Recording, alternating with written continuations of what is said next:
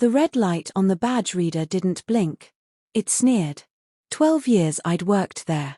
12 years, and the door didn't recognize me anymore. I didn't panic. Panic is for people with secrets they can't bury. I just stood there, holding a plastic lanyard, staring at my own reflection in the glass doors.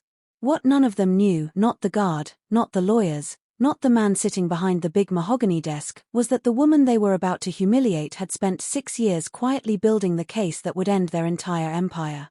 By the end of this story, one of us would be in handcuffs. It just wasn't going to be me. Card trouble, Diane? The voice behind me dripped with fake sympathy. Frank Doyle, head of security, ex-cop, kicked off the force for excessive enthusiasm, now patrolling a hallway of accountants like he was storming a beach. It's red, Frank, I said. Means I'm not welcome here anymore. Director wants a word. Escorted entry only. I almost laughed. Escorted. Like I was dangerous. I was. He walked me past my own office, past Cindy from accounting, who looked away fast, past Dave from logistics, who suddenly found his stapler very interesting. People always know when blood is in the water. Even the ones who don't know whose blood it is. A woman from HR, Patricia, stood near the elevator holding a manila folder against her chest like a shield. Diane, I'm so sorry, she whispered as I passed. I just process the paperwork, I don't. I know, I said. None of this is yours to carry, Patricia. She looked relieved. She had no idea how much worse this was about to get for everyone in that building who wasn't her. Richard Halloway was waiting behind a desk that cost more than my first car. 2 lawyers flanked him, carved out of soap and silence. Diane, he said, not standing. We've decided your services are no longer required. I didn't sit. I wasn't going to give him that. Restructuring, I said flatly. Let me guess. Modern agility. Fresh eyes on compliance. Exactly. He looked relieved I was playing along. Modern agility. That was corporate code for someone who won't notice 6 figures a month disappearing into a shell company. And the 12 years of audit trails. The relationships with federal oversight. You have that covered. HR has your severance ready, he said. 2 weeks. Sign the NDA, and the check clears today.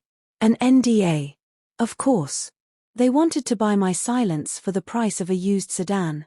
I don't think I'll be signing that. His smile cracked, just slightly. One of the lawyers shifted in his chair. It's not optional, Diane. I don't want the check, Richard. I leaned in. I want to know if you're sure about this. Really sure. Because once I walk out, I can't protect you from what happens next. He laughed. A short, ugly bark. Protect me. You run fire drills and potlucks. You're a glorified hall monitor. He didn't know it yet. But he had just made the worst mistake of his career. Goodbye, Richard, I said. As Frank marched me past the rows of cubicles one last time, I felt something cold and sharp settle in my chest. Not humiliation. Not grief. Anticipation. They thought they were taking out the trash. They had no idea they just pulled the pin on a grenade that had been sitting quietly in their walls for 6 years. I got into my car.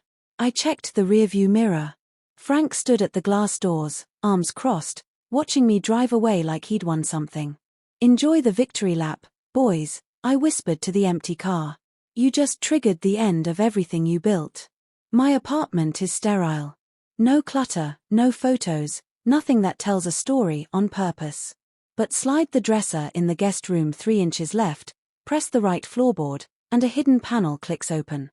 Inside isn't a sci-fi command center. It's worse. It's paper. Boxes of it. Invoices, manifests, expense reports going back 12 years. Hard drives get seized. Clouds get hacked. Nobody wants to read 12 years of boring paperwork. Nobody except me. I pulled the thickest binder off the shelf. Unmapped asset, case file 01. This was my real job. Not the compliance trainings I pretended to care about, the shadow audit I'd been running since the day Richard Halloway billed a $5,000 consulting fee to a company that didn't exist. People always ask me later how a compliance officer ends up working for the government. The truth is, I never stopped working for them. I just changed my job title once. 6 years ago, I sat across from a recruiter in a windowless room and listened to him explain that the biggest defense contracting fraud cases in the country weren't cracked by hackers or whistleblowers. They were cracked by people willing to disappear into the boring parts of a company for years. People nobody suspected, because nobody pays attention to the woman who orders the toner. You'll have to become invisible, he told me. Truly invisible. No slip-ups. Maybe for years. I can do invisible, I told him. I didn't tell him I'd spent my whole life being underestimated by men exactly like Richard Holloway. I didn't need to practice. I opened my laptop. Not the company brick they confiscated, my own rig, encrypted enough to make a federal analyst nervous. I logged into a backdoor I'd built into their server 6 years ago, disguised as a printer update. They were already panicking. I could see it. Frank's clumsy fingers deleting my email archive, wiping my login history. He was using a sledgehammer where he needed a scalpel. Every deletion left a fingerprint. Every fingerprint screamed, "We have something to hide." But the real beauty was what they'd never find. 6 months ago, I noticed Richard had gotten greedy. He wasn't skimming the surface anymore. He was gouging out the hull. He'd built a new shipping vendor for a federal defense contract, Talon Logistics. Talon Logistics was his brother-in-law and a P.O. box in Delaware. So I built a ghost of my own. Sentinel Tactical Supplies. A shell company, built with his own template, routed through his own rubber stamp approval process. He signed it without reading, same as he signed everything that promised him a kickback. Here's the part he never saw coming. Sentinel was the only vendor in the entire system fully compliant with Federal Oversight Regulation 44B. And Regulation 44B requires automatic backup of every communication tied to that vendor. By signing that one contract, Richard Holloway had legally authorized a server that copied every email, every invoice, every message he ever sent about it. He thought he was opening another slush fund. He had just signed a warrant for his own wiretap. A new email popped up. Subject line, "She's gone." Frank walked her out. Wiped the internal chat logs, just in case. She doesn't know about the offshore accounts. We're safe. I took a slow sip of water. The arrogance was almost beautiful. He genuinely believed that because I wore cardigans and organized the holiday potluck, I was incapable of understanding what he'd built. He thought compliance officer meant doormat. I picked up a second phone. Prepaid. Untraceable. One ring. Status, said a flat voice on the other end. No greeting. This was my handler, we called him Agent Cole. "I'm out," I said. They terminated the cover. Compromised. No. Arrogant. They're cleaning house because they're about to scale the theft up, not down. Do we move now? I looked at the binder in my lap. Not yet, I said. Give me 48 hours. I want them to think they've won. I want them celebrating this weekend. I want them comfortable. You're walking a thin line, Diane. They don't know I built the maze they're running through. 48 hours, he said. Then we bring the hammer. No, I said quietly, closing the laptop. I am the hammer. You're just the cleanup crew. Memory is strange. Sometimes it blurs. Sometimes it's perfect, 4K footage with crystal audio, especially when you were wearing a wire at the time. 5 years earlier. The annual Contractors' Charity Gala. A ballroom that smelled like hairspray and prime rib left too long under heat lamps. Richard was 3 scotches deep, flushed red, holding court near an ice sculpture shaped like a fighter jet. It's a volume game, boys, he bragged to a circle of junior executives hungry for his approval. The margins aren't in the tech. They're in the padding. I stood 4 feet away, holding a clutch that wasn't really a clutch, it was a recorder, disguised as lipstick. I looked bored. I was capturing every single word. Doesn't the audit catch that? One nervous junior VP asked. A kid with too much gel in his hair and fear in his eyes. Richard laughed, slapping the kid hard enough to spill his drink. Audit. They don't have the manpower to audit a lemonade stand. You bury it in expedite fees. Charge the government $800 for a folding chair. It's not fraud if they sign the check.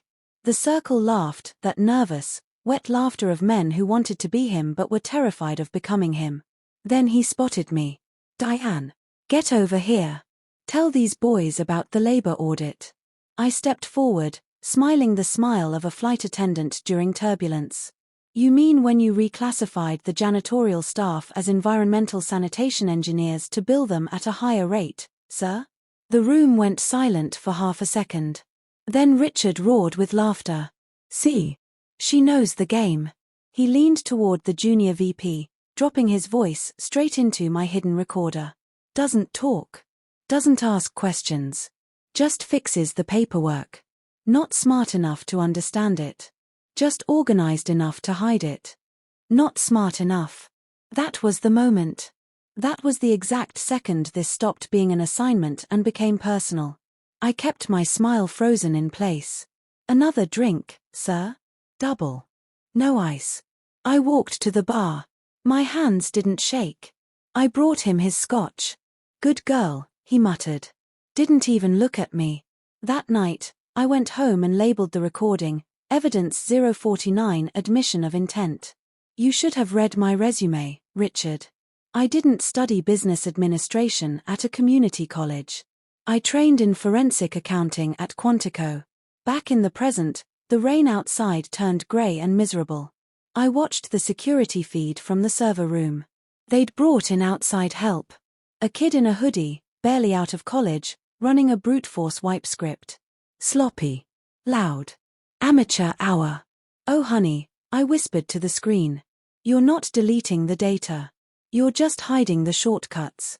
Frank was pacing behind him, panicked, making chopping motions with his hand. Cut it. Kill it. My phone buzzed. A text from a contact still inside the building, someone who'd watched Richard humiliate enough people over the years to want to see this end. They brought one of the senior lawyers back in. He found a vendor he doesn't recognize. Sentinel. He's asking questions. My stomach tightened, just for a second. This was the moment that could break everything. If the lawyer pulled the thread too early, before the backup server finished mirroring 6 months of evidence, Richard could shut it down and walk away clean. I typed back fast. What did Richard say? He laughed. Said it's probably just another shell he forgot he opened. Told the lawyer to stop wasting time and pour him a drink. I exhaled. Of course he did. The same arrogance that built his empire was now the crack in its foundation. He'd signed so many shell companies over the years that one more barely registered. Greed doesn't keep good records. That's always been my advantage. 40 hours later, Richard posted a photo from a rooftop bar downtown, champagne in hand, captioned closing out a great quarter. His lawyers were toasting beside him. He had no idea he was celebrating his own arrest. 6 a.m. 48 hours, almost to the minute. 3 black SUVs pulled into the Viridian Defense Group parking lot. No sirens. No drama. Just 12 federal agents in windbreakers, walking through the front doors like they owned the building. Because legally, in that exact moment, they did. I wasn't there to see Richard's face when they read him the warrant. I didn't need to be. I had it on a live audio feed, through a wire Agent Cole had authorized for documentation purposes. Mr. Halloway, we have a warrant authorized under Federal Oversight Regulation 44B, regarding your vendor, Sentinel Tactical Supplies. Silence. Beautiful, expensive silence. There must be some mistake, Richard said. His voice cracked on the word mistake. There isn't, the agent replied. You signed it yourself.